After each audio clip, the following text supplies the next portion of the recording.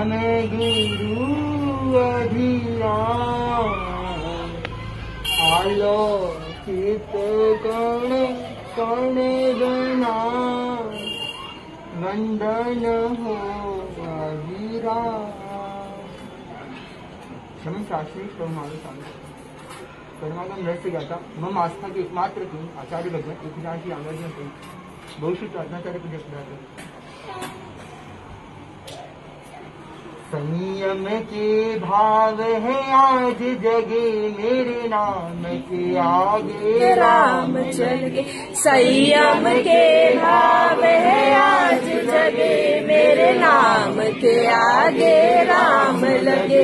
संयम के भाव है आज जगे मेरे नाम के आगे राम लगे।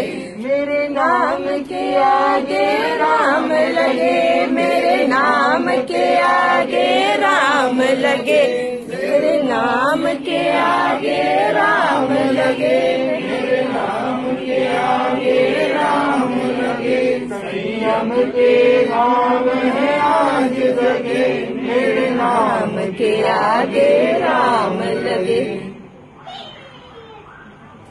गुरु निर्देशानुसार चलाने वाले होते हैं। गुरु एक खाली डायरी को भी पूरा भर देते हैं। गुरु अंधेरे जीवन में प्रकाशमान करने वाले होते हैं। उसी प्रकार गुरु कृपा मिली मेरे को भी। मैं तो एक साधारण आप लोग के बीच में रहा हुआ एक बालक ही था। आप लोग के सामने ही लगभग मेरा जन्म हुआ। जैसे कि नितिन अंकल बता गए कि लगभग 1 वर्ष की आयु में तो सोसाइटी आना हो गया। तो लगभग 1-1.5 वर्ष था तो सोसाइटी आ गए। तो आज लगभग 13 साल हो गए सोसाइटी के बीच में ही रहते हुए। आप लोग के प्रेम, वात्सल्य, करुणा में दृष्टि, सारी आंटियों की आशीर्वाद, अंकलों का प्रेम सदैव मेरे पर बना ही रहा है। और उसी से ही कुछ धर्म से लगन लगी, भावना आगे बढ़ी। बात में समझा कि वास्तव में संयम कोई खेल नहीं है। लेना है तो पूरे जीवन भर पालना है। बहुत असमंजस में था कि ले पाऊंगा, कर पाऊंगा। अभी मतलब कभी कभी लगता है एक तो छोटी सी अभी भी, बट गुरुदेव की कृपा मिली। परिवारजनों का सदैव सहयोग मिला। सहयोग तो बहुत बार मिलता है बट आखिरी में हमेशा सहयोग मिलना ये कम होता है। अपन रामायण का ही उदाहरण लेते हैं। लक्ष्मण जी भी राम जी के साथ वनवास गए। सब लोग लगभग राम जी, सीता मैया, लक्ष्मण जी के त्याग का मूल्यांकन करा जाता है। परंतु मेरी दृष्टिकोण से मुझे यह लगता है कि उर्मिला जी का भी, संभावना यही नाम है लक्ष्मण जी की, उर्मिला जी का भी त्याग का मूल्यांकन कुछ कम नहीं था।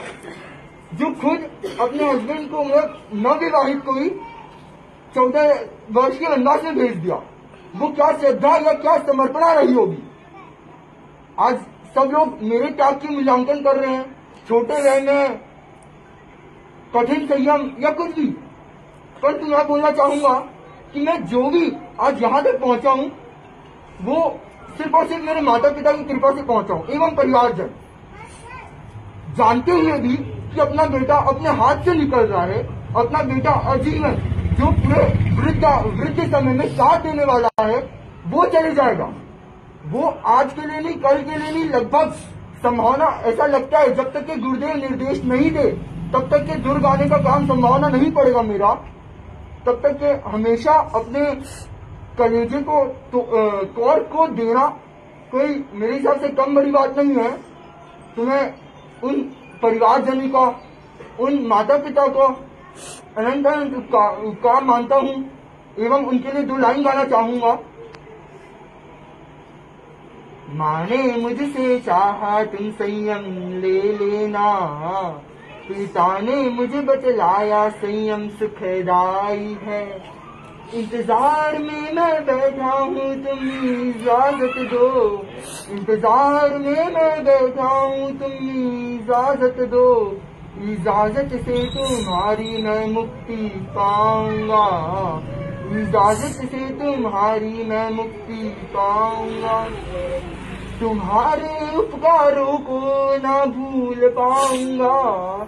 तुम्हारे उपकारों को ना भूल पाऊंगा। तुम्हारी आज्ञा से मुझको मैं ढाऊंगा। तुम आज्ञा दो मुझको, मैं राम का आगम बनूंगा। तुम आज्ञा दो मुझको, मैं राम का आगम बनूंगा। तुम्हारी शिक्षा से संस्कारित मैं हुआ।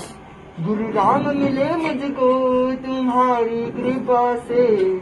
अब आज्ञा दो मुझको, मैं जय जयवंता बनूंगा। अब आज्ञा दो मुझको, मैं जय जयवंता बनूंगा। माने मुझसे चाहा तुम संयम ले लेना। पिता ने मुझे बतलाया संयम सुखदाई है। उसी प्रकार लगभग मतलब मैं जब भी बोलता मम्मी मेरे को गुरुदेव के जाना है, मम्मी मेरे को थोड़ा ज्ञान सीखना है, मम्मी मेरे को थोड़ा स्कूल की गुल मारना है, तो मेरे को ऐसा उपयोग में नहीं है कि मम्मी कभी भी मना करी होगी। मतलब ऐसा बहुत अधिकतों के होता है कि जब बेटा धर्म में ज्यादा आगे बढ़ता है, लोग एक बैरियर बना देते हैं कि नहीं अब नहीं जाना, अब ये नहीं करना, क्योंकि उनको क्या भय रहता है नहीं पता, अब आप सब भी जानते हैं। परंतु नहीं, मेरे को आज तक कभी मेरे पापा भी भले मन में कभी भी सोचा होगा, मन में कितनी बार आया होगा उनके भी कि वो भी सामान्य है, वो भी कई बार आया होगा भले उनके लिए कि बेटा चले जाएगा, परंतु कभी मुंह से नहीं, कभी आंखों से भी नहीं झलकने दिया कि बेटा तुम मत करिए, मैं नहीं रहूंगा। हमेशा हमेशा ऐसे रहे कि तू आगे बढ़, तू संयम पाल, तू उत्कृष्ट संयम पाल। सदैव मेरे को इसी का मार्गानुसार किया है और उनको सदैव अच्छी राह दिखाई है। जब जब मैं उनसे मतलब ऐसा बहुतों को सुनने में आता है कि वो बंक मारना, वो ये करना, मतलब लगभग माता पिता का ऐसा वो था कि संस्कार थे कि गलत चीज को हमेशा दूर से ही वो करता रहा।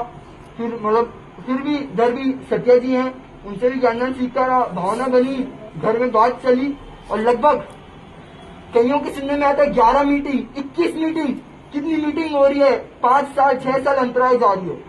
परंतु मेरे घर में लगभग पहली मीटिंग हुई और उस पहली मीटिंग में लगभग सहर्ष पूरे सुराना परिवार की ऐसी क्या वो है कि सहर्ष उन्होंने पहले दिन अनुज्ञा दे दी थी। फिर भाव आगे बढ़े और आप सभी के बीच सोसाइटी वाले लगभग मेरे मतलब सारे मित्रगण या फिर सारे अंकल आंटी सभी से मैं ये कहना चाहूंगा कि आप ही लोग के बीच में बड़ा हुआ हूँ, छोटा हूँ, निश्चित है कुछ गलती अभिनय अपराध किया होगा, तो आप सभी से मैं समुच्चय मन वचन काया से अभिनय शटना किया हो तो बारम्बार क्षमा याचना करता हूँ। एवं आप सभी से निवेदन करना चाहता हूँ कि मेरी जैन भागवती दीक्षा 13 अक्टूबर 2025 के लिए देशनोक बीकानेर में स्वीकृत है। आप सभी वहाँ प्रत्यक्ष पधार कर मुझे आशीर्वाद दे रहे कि मैं जिस उद्देश्य से संयम ले रहा हूँ उस उद्देश्य से आगे भी जीवन पर्यंत इसको पालन करूं एवं सिंह की भांति ले रहा हूँ वैसी आगे की सिंह की भांति पालूं। इन्हीं शुभ भावनाओं के साथ जय नानी जय नानी जय।